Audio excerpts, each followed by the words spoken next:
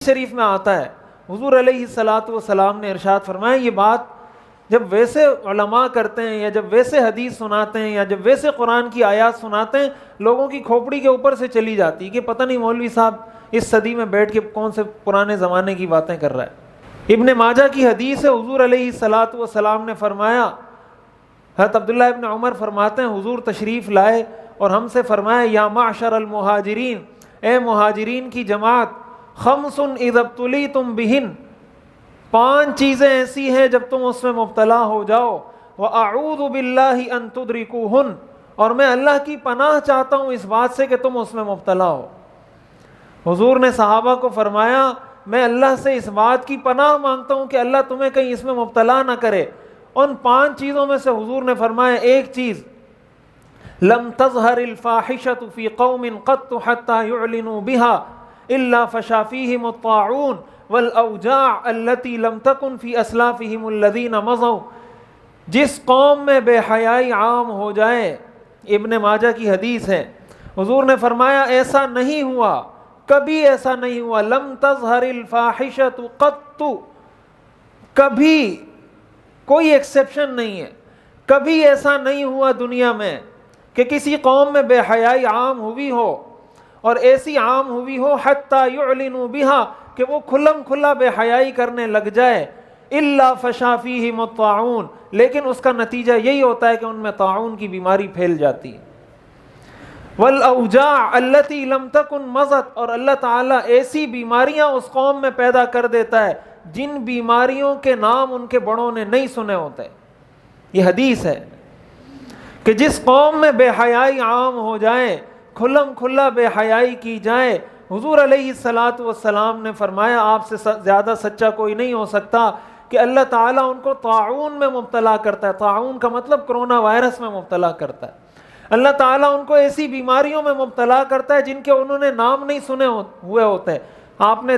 2 مہینہ پہلے corona virus کا نام سنا تھا؟ 1 سال پہلے کسی نے کرونا وائرس کا نام سنا تھا؟ اس سے زیادہ ہمیں اور کیا دلیل چاہیے؟ یہ جو پچھلے جمعے میں نے اس پہ بات کی کہ 8 مارچ کو بے حیائی ہو رہی ہے، اس کو رکوانا چاہیے، اس کے لیے کوشش کرنی چاہیے، تو لوگ سوچ رہے ہوتے ہیں کہ پتہ نہیں ان مولویوں کو کیا پڑی ہوئی ہے۔ جب اللہ کا عذاب آتا ہے وہ پھر کسی اس گناہ میں مبتلا شخص پر نہیں آتا۔ دنیا میں اللہ کا قانون یہ ہے کہ جب عذاب آتا ہے وہ سب پر آتا ہے، آخرت میں اللہ فرق کرے گا، وامتازوا اليوم ایھا المجرمون، آخرت میں اللہ الگ الگ کرے گا۔ دنیا میں جب عذاب آتا ہے سب پر آتا ہے، نیک اور بد سب پر آتا ہے۔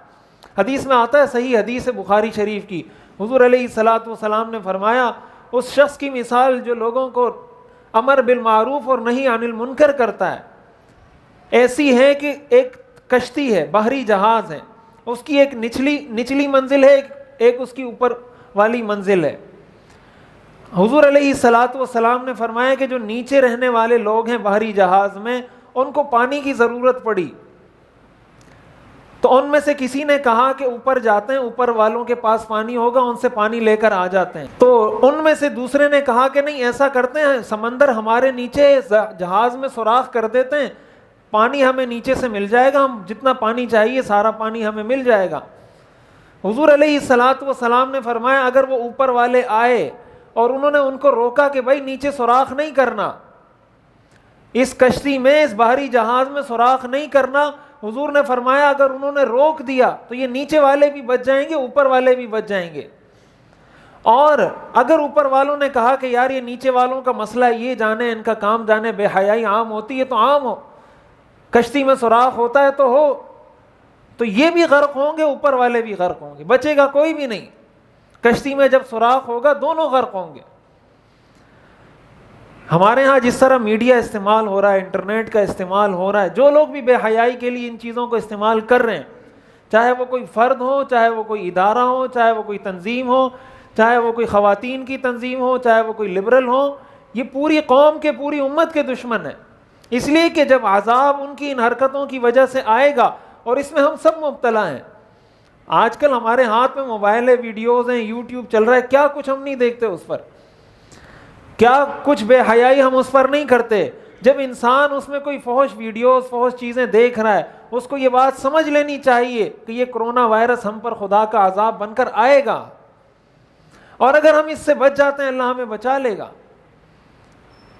اس کا سبب اصل میں یہ ہے. دنیاوی سبب تو کچھ بھی ہو سکتا ہے, اللہ نے جو اس کا سبب اصل میں بتایا اس کا ظاہری سبب اللہ کسی کو بھی بنا دیتا ہے. کوئی بھی چیز بن جاتی ہے لیکن اس کے پیچھے بنیادی طور پر یہ چیز چل رہی ہوتی.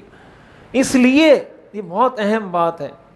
ہم اپنے آپ کو بے حیائی سے بچائیں گے تو اللہ تعالیٰ ہمیں کرونا وائرس سے اور اس طرح کی بیماریوں سے بچائے گا. اور اگر بے حیائی سے اپنے آپ کو نہیں بچائیں گے تو اللہ کے علاوہ کوئی پھر انسان کو بچا نہیں سکتا.